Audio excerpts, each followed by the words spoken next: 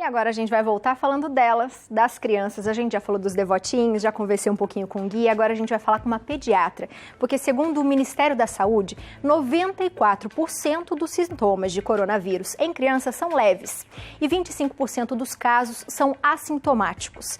Os pequenos podem até não fazer parte do grupo de risco, mas isso não quer dizer que os pais não precisem redobrar os cuidados com os pequenos durante a pandemia. Para isso, quem vai conversar um pouquinho com a gente, esclarecer algumas dúvidas, é a pediatra a doutora Camila Gaspar Terra, e ela está aqui pelo Skype com a gente. Doutora, boa tarde, tudo bem com você? Tudo bem, boa tarde. Eu sei que você tem uma pequena. Como é que tem sido os dias com ela aí? Deliciosos, mas nada fácil. Eu imagino. Segurar a criança em casa é difícil, né? Esse isolamento ele é importante, ele é muito necessário, mas ele não é fácil. E aí vejo um momento bom para a gente tentar ampliar os nossos vínculos, né? Ter aquele tempinho para coisas que a gente queria muito fazer e de repente não conseguia por uma falta de tempo. Mas esse isolamento, ele até o momento tem sido muito importante, né? Mesmo que crianças apresentando formas leves, para um contexto geral, né? É importante mesmo esse esforço de cada um. A gente fala muito que as crianças, elas propagam o vírus mais rapidamente, mas elas não sentem tanto, como a gente disse agora. Isso se deve à imunidade das crianças, doutora? Como que isso acontece? Na verdade, tanto as crianças quanto os idosos, pela situação de idade, eles têm um sistema imunológico um pouco mais frágil, digamos assim. Mas as crianças, elas têm uma maior chance de propagação porque elas têm um contato mais íntimo com os outros, né? Eles convivem muito perto, eles espirram às vezes, agora vão começar a aprender, né? Com mais intensidade, mas eles não têm o hábito de colocar o braço, de colocar a mão. Então, usam chupetas, usam muito brinquedo, colocam na boca. Então, a dispersão desse vírus, né? E de outros vírus também agora, de outono e inverno, eles ficam mais fácil mesmo. A criança ela tem chance de adquirir esse coronavírus, assim como o resto da população.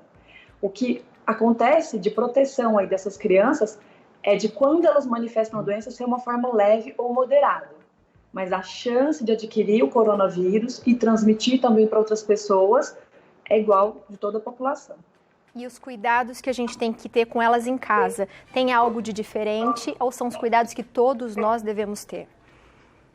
De todos nós, o mais importante seria a lavagem de mãos, seja com água e sabão, mas uma lavagem de mãos adequada, em média de duração de 30 a 40 segundos, né? Não é aquela lavagem de mão rapidinha.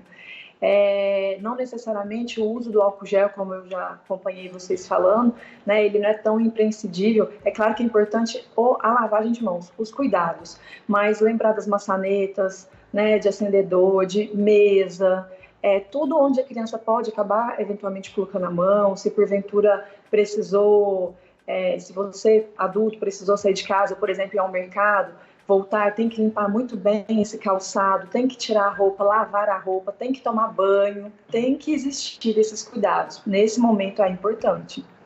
Eu ia falar isso para você, porque a gente vê aqui, né, os profissionais de saúde, vários profissionais saindo de casa, deixando as crianças em casa, ou com o esposo, ou com alguma outra pessoa. E aí, quando chega em casa, tem essa preocupação. Então, é exatamente isso, né? A gente deixar o máximo de higiene possível, porque dificilmente a criança não vai chegar e querer dar um abraço, né? Como é que fica essa situação? Eu vivo isso, todos, assim, agora com frequência. Estou em revezamento com meu esposo. No dia que um está trabalhando, o outro não está, a gente está tentando fazer um bem bolado em casa. E assim que a gente chega, a gente não pode cumprimentá-la, né? A gente acaba tirando a roupa, já deixando direto ali num saco plástico, depois já vai para a lavagem direto, me direciono diretamente para o banheiro, lavo as mãos, lavo as narinas com soro fisiológico normal mesmo. E aí, sim, depois deve, né, existir muito cumprimento e carinho, mas antes disso tem que ter esse cuidado mesmo, não é exagero. A gente tem muitas perguntas de mães que ficam preocupadas porque a gente tem crianças com problemas respiratórios e que fazem, às vezes, uso contínuo, né, de bombinha, por exemplo, a asma, que tem a bombinha, tem o corticoide, ou outros remédios que a gente tem visto aí, se pode, se não pode utilizar. O que a gente não deve fazer com a criança, principalmente em relação a tratamentos, né? Não se deve parar um tratamento, é isso? Isso, é perfeito. Não deve interromper o tratamento. O tratamento de asma, ele serve para conter, para não deixar a criança entrar numa crise aguda de asma, que é aquele famoso chiado no peito. Então, as crianças asmáticas, elas não têm maior chance de adquirir uma infecção por vírus, mas elas têm uma chance maior de adquirir a forma mais grave, uma forma mais moderada, mais complicada. Tá? Então, o chiado seria uma consequência depois que ela adquire aquele vírus. Se essa criança asmática faz o acompanhamento regular com o pediatra ou o especialista e for indicada as bombinhas, deve fazer o uso todos os dias, assim como recomenda na prescrição. É isso que vai fazer com que sua criança não tenha uma evolução ruim. Então, é muito importante, isso é muito protetor para a criança asmática. Até porque se é um tratamento, né? Se ela tem esse tipo de doença, de problema, se você para, a criança pode adoecer por isso, né? Pela falta de ar. Até pela condição climática, né? Que a gente está no outono, essas viradas de clima, toda vez que vira a estação, o asmático ele tem maior chance de entrar em crise. Então, a gente tem que lembrar que a gente está numa época de pandemia, um cenário muito preocupante ainda, mas as outras coisas também estão acontecendo. O clima tá mudando, né? As condições de umidade, elas são muito variáveis, agora tende a ser mais seco. Os outros vírus continuam circulando e fazendo outros tipos de gripe e resfriados, então a bombinha vai ser de suma importância, não interrompa o tratamento. E a gente sabe que é difícil manter crianças em casa, você mesmo disse agora, né, que é difícil, porque as crianças gostam, né?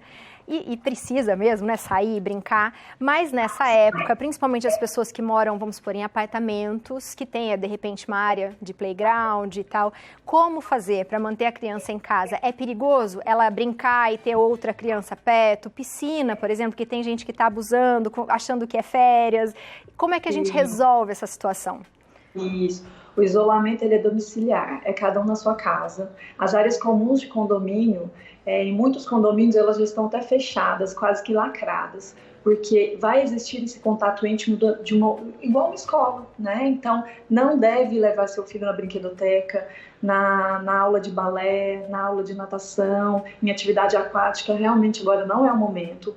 O que eu acho que daria para tentar é evitar, mas às vezes é inevitável, descer do apartamento, evitando entrar no elevador com muitas pessoas ali dentro. Se já tem uma, duas pessoas dentro do elevador, espera a próxima vez, na hora que o elevador voltar, sozinho, sem ninguém, desce com o seu filho, pega ali um solzinho, deixa ele brincar um pouquinho, pedalar de bicicleta, mas desde que não tenha ninguém ali por perto.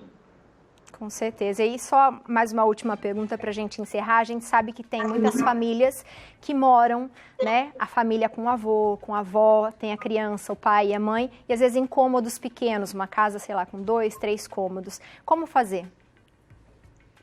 Em caso de pacientes que estão em casa sintomáticos, quem está doente nessa casa tem que existir toda uma nova ordem, né? No sistema ali de convivência. Mas se não tem ninguém doente, ainda mais para preservar esses idosos que moram ali naquela casa, a ideia é realmente não sair de casa no momento, tá? Fazer uma higienização adequada da casa, utilizando a lavagem de mãos com frequência. Se essa criança às vezes tem até uma rinite, ela vai acontecer de espirrar, mas se ela está protegida, está dentro de casa, não está saindo tanto nas ruas, ela não está trazendo nenhum tipo de vírus para dentro da casa, de certa forma protegendo muito esses idosos. Acho que agora esse cenário todo, além dos cuidados conosco, a gente está vendo que os que mais precisam de cuidado são os idosos. Então, quem tem idoso que convive em casa, realmente esse cuidado de se posicionar e ficar quieto em casa, ele é essencial. É assim que a gente vai conseguir isolar esses idosos mesmo. De nada adianta o idoso estar em casa e a criança saindo para brincar sempre, com frequência com outros amigos e voltando para casa, né? Ou assim os pais também. Então, tem que ter esse entendimento, né? Ainda a regra é um cuidado muito maior com o idoso. Muito bom, doutora. Muito obrigada por hoje. Que tudo passe, né? Que a gente consiga ter essa vida e a rotina normalmente, com valores mais afinados, os valores de família, de carinho, mas que tudo passe. Obrigada por hoje, doutora. Com certeza. Eu que agradeço. Estamos aqui em oração, né? Para que tudo passe logo. E nesse meio tempo de espera e isolamento, todo mundo usar o bom senso, lembrar de praticar o amor, né? O amor e o bom senso, acho que nessa hora, a fé é o que mais vai prevalecer para a gente. Com certeza. É o que prevalece. O bom senso, a fé, o cuidado, o carinho.